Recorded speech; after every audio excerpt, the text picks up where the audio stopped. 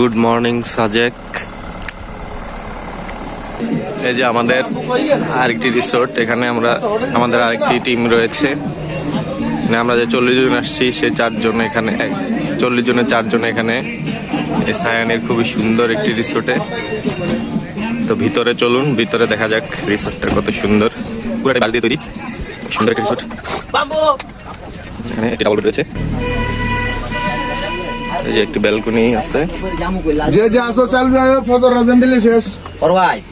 এই যে আমাদের ব্লগার স্যার কিছু বলবেন দর্শকের উদ্দেশ্যে?